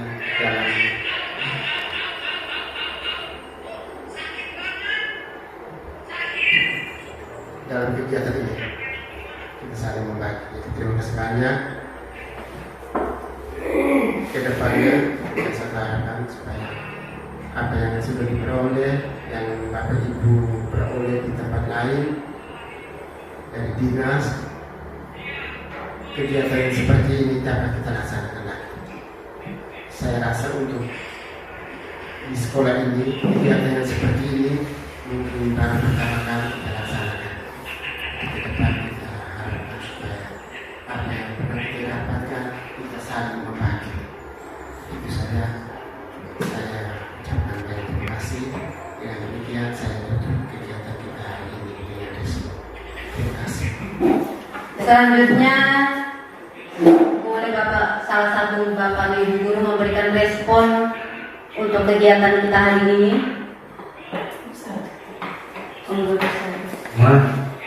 Terima kasih untuk kita semua, Bapak Kepala Sekolah, Bapak Ibu Guru, dan Ibu Sinta sebagai guru penggerak,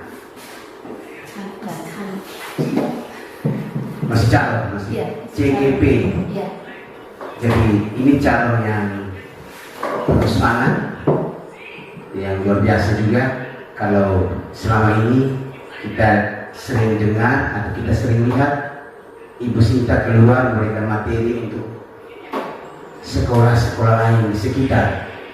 Saya dalam hati kecil juga merasa sepertinya tidak diperhatikan atau tidak mendapat bagian, karena selama ini saya berpikir bahwa di sekolah ini sudah pernah terjadi kegiatan seperti ini, tapi ternyata hari ini adalah kegiatan perdana Ibu Sinta. Luar biasa, walaupun pertama kali di sekolah kita ini, tapi prosesnya sangat bagus. Dan ke depan mungkin kita bisa merencanakan, Ibu Sinta bisa merencanakan secara baik buat schedule yang baik, sehingga kita mulai dan kita menutupnya dengan baik. Tapi bukan berarti hari ini tidak baik, hari ini juga menjadi sebuah langkah awal. Jadi mohon ke depan Ibu Sinta sebagai calon guru penggerak bersama Bapak Kepala Sekolah bisa merencanakan kegiatan itu secara baik, sehingga Bapak dan Ibu Guru pada posisi siap dan semua adil. Itu saja pesan dari saya. Terima kasih. Kepada Ibu Sinta sebagai pelaksana kegiatan hari ini untuk menutup kegiatan hari ini. Selamat siang. Selamat siang. Saya tiada kata yang lain selain ucapan terima kasih atas kesediaan waktu teman-teman hari ini dalam rangka berbagi bersama dan mendukung saya dalam proses pelaksanaan aksi nyata pada modul 1.4 tentang budaya positif. Yang berikutnya saya akan mencoba untuk mewujudkan harapan dari Bapak Kepala Sekolah dan Bapak Lazarus bahwa segala apa yang baru yang saya dapatkan, saya berbagi dengan teman-teman di sini. Itu semoga saya bisa wujudkan. Dan yang terakhir, permintaan maaf dari saya apabila selama penyajian materi ini mungkin ada kata-kata yang menimbulkan kita tersinggung. Saya dari tempat ini saya mohon maaf. Burung Irian, Burung Cendrawasih, sekian dan terima kasih. Selamat siang. Baik Bapak Ibu Guru, dengan berakhirnya penutupan dari Ibu Sinta, maka berakhir pula kegiatan hari ini. Mari kita tutup kegiatan kita hari ini dengan doa. Baik, teman-teman, mari kita berdoa sesuai keyakinan kita masing-masing. Doa ini saya bawakan secara agama Katolik. Kita mulai dalam nama Bapa, Putra, dan Roh Kudus. Amin.